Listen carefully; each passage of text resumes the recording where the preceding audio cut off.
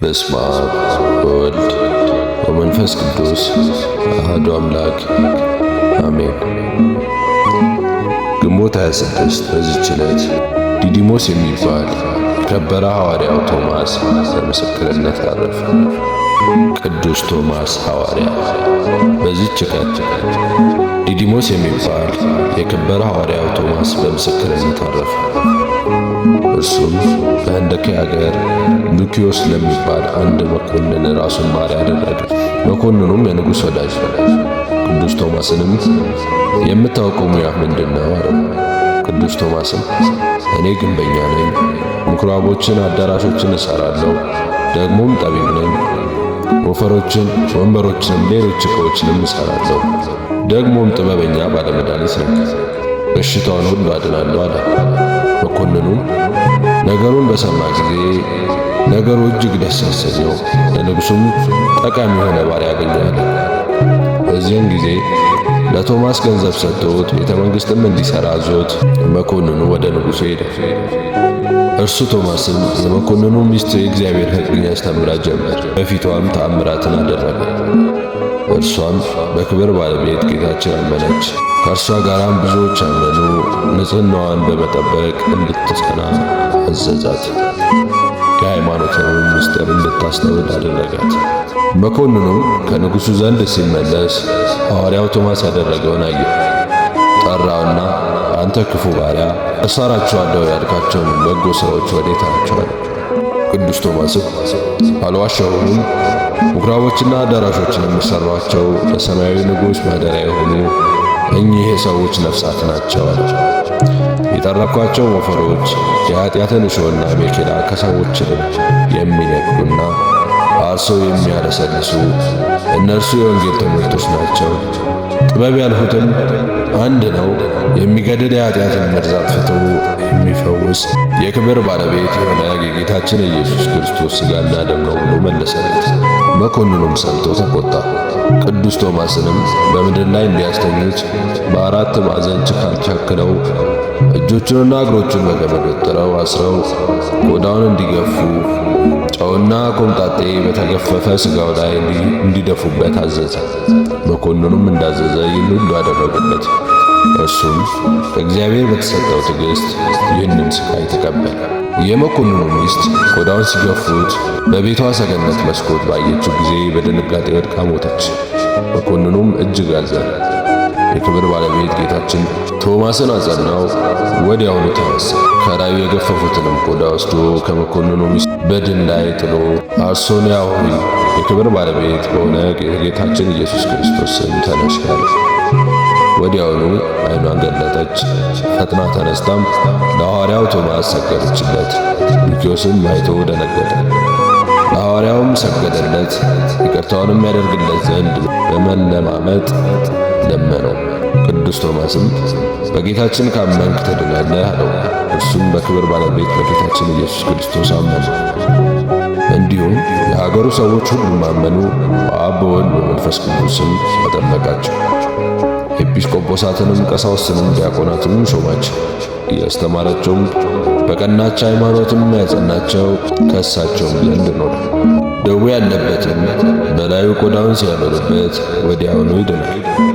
ከዚህም በኋላ ከእርሱ ዘንድ መጥቶ ቀንጦያ ከሚባል አገር ገባ። ከዚያም በኋላ ከእነርሱ ዘንድ ወጥቶ ቀንጦያ ከሚባል አገር ገባ። ሲገባም አንድ ሽማግሌ ሰው መራራ ለቅሶ እያለቀሰ አገኘ። ቅዱስ ቶማስም እንዲህ ለምን ታለቅሳለህ አለው። ሽማግሌውም ልጆች ነበሩኝ፣ በሐሰት ነገር ንጉሶች ገደለብኝ፣ ደግሞም ዕዳ አለብኝ፣ ከእነርሱ አንዱ እንኳን ቀርቶ ቢሆን በኑሮዬ በተራዳኝ ነበር ብሎ መለሰለት። ቅዱስ ቶማስም ሰምቶ ቆዳውን ሰጠውና ይህንንም ወስደ በልጆቹ መቃብር ላይ አኑር አለ። እንዳዘዘውን ባደረገ ጊዜ ሰባቱ ሁሉ ልጆች ሌሎችንም 8 ወንዶች በዚያ አስቀድሞ ቀብሮ የነበረው በአንድነት ተነሱ። ይህችም ተአምር በአገሮች ሁሉ ተሰማች። የጣዖታት ካህናትንም ተቆጥተው በደንጊያ ሊወግሩ ጀመሩ። ያን ጊዜም እጆቻቸው ደረቁ። የቸር አምላክ ሐዋርያ ሆይ ከፈጣሪ ኢየሱስ ክርስቶስ በቀር ሌላ አምላክ እንደሌለው ምን ማረንም ይቅር በለንም እያሉ ጮኹ። ያን ጊዜም አዳናቸው። የቀናች ሃይማኖትንም አስተምሯቸው በአብ በወልድ በመንፈስ ቅዱስም አጠመቃቸው።